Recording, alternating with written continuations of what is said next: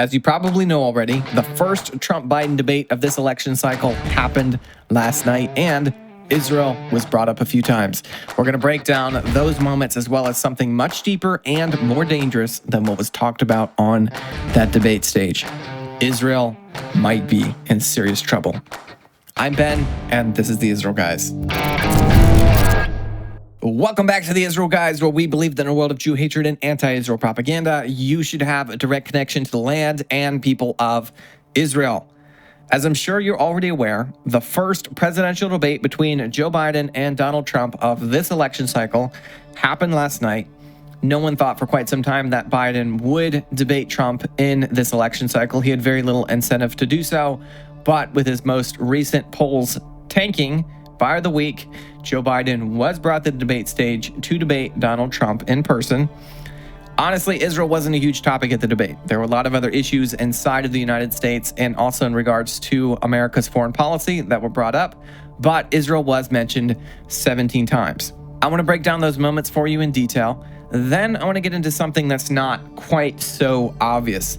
There was something that was presented on the debate stage last night under the surface that I believe is much more dangerous than anything that was talked about for Israel and for America and for the world.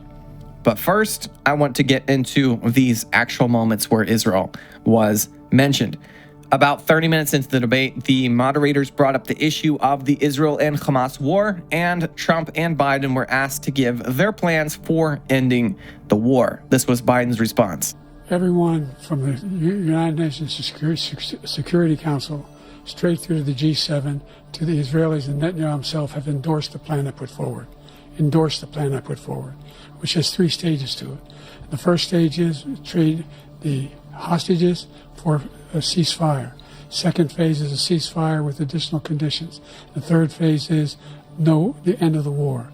The only one who wants the war to continue is Hamas. Number one, they're the only ones standing out. We're still pushing hard to get them to accept. In the meantime, what's happened? In Israel, we're finding that the only thing I've denied Israel was 2,000-pound bombs. They don't work very well in populated areas. They kill a lot of innocent people. We're providing Israel with all the weapons they need and when they need them. And by the way, I'm the guy that organized the world against Iran when they had a full-blown intercontinental ballistic missile attack on Israel. No one was hurt. There are a couple of things said in the statement that at face value are not true. Israel is pursuing the war with Hamas. Hamas is not the one keeping Israel at war. It's the other way around.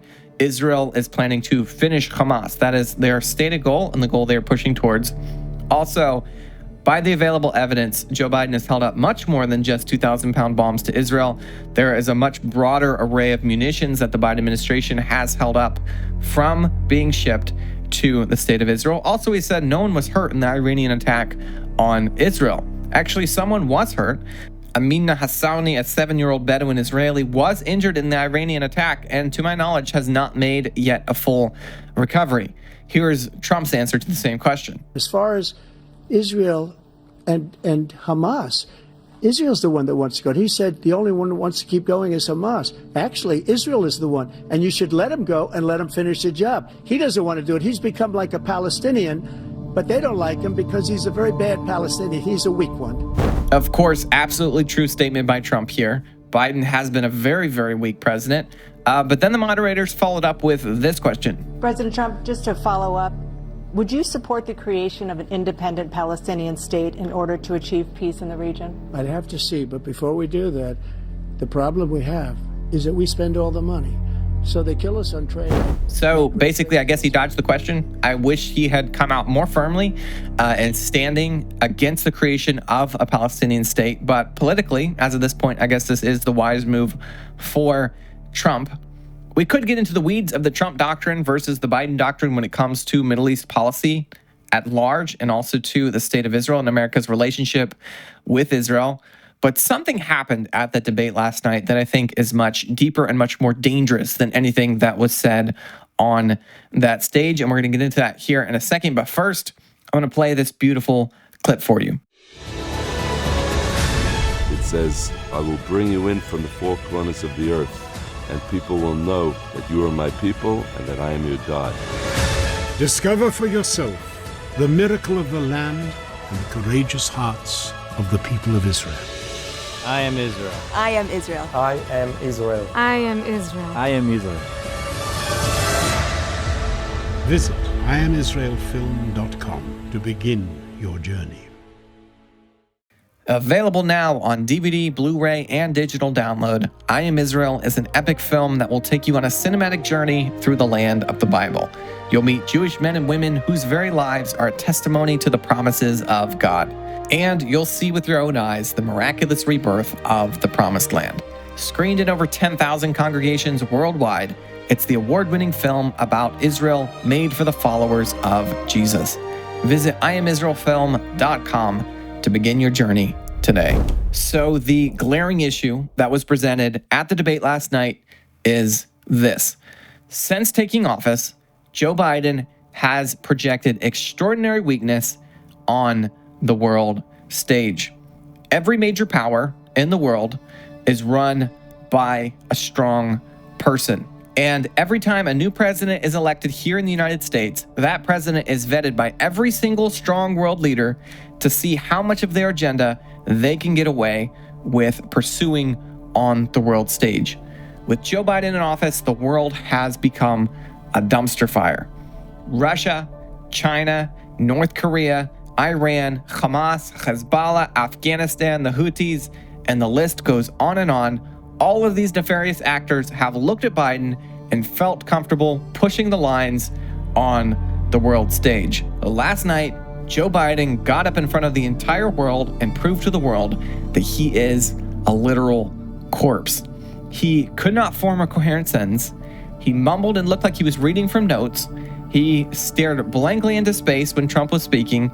He frequently lost his place. He had to be helped off stage by his wife, Jill Biden. Nobody, and I mean nobody on the world stage, looked at Joe Biden last night and saw a man to be feared. To be clear, he has been projecting weakness on the world stage. That's why we've seen the world go up in absolute flames over the last couple of years. But last night, all of Israel's enemies and all of America's enemies looked at Joe Biden on that debate stage and said, we have a couple of months until January 2024 to do whatever we want in the world. And Trump zeroed in on this in this statement right here. Our military doesn't respect him. We look like fools in Afghanistan. We didn't stop Israel. It was such a horrible thing that would have never happened. It should have never happened. Iran was broke. Anybody that did business with Iran, including China, they couldn't do business with the United States. They all passed. Iran was broke. They had no money for Hamas or Hezbollah, for terror, no money whatsoever. Again, Ukraine should have never happened. He talks about all this stuff, but he didn't do it. For 3.5 years, we're living in hell. All the countries attacking Israel right now fear the U.S. at some level, either militarily or financially or both. They look to the United States before pursuing aggression against Israel to see how much we are comfortable with letting them get away with. Under Donald Trump, Iranian aggression against Israel was held at bay. Under Donald Trump, Hezbollah was held at bay. Under Donald Trump, Russia was held at bay. All of these countries feared the reparation that Trump would do back to them enough to not pursue aggression on the world stage. Since Biden took office, all hell has broken out in the Middle East and in broader parts of the world. After Iran and Israel's other enemies and also America's enemies saw Joe Biden's performance on the debate stage last night and realized that he will be our commander-in-chief, America's commander-in-chief, at least until January, God help us all. Israel must be prepared in the coming days and months to stand alone. Guys, don't forget to check out David Kern's I Am Israel film. The link is in the description below. As always, stop listening to the lies and propaganda and connect with the truth of what is happening in Israel.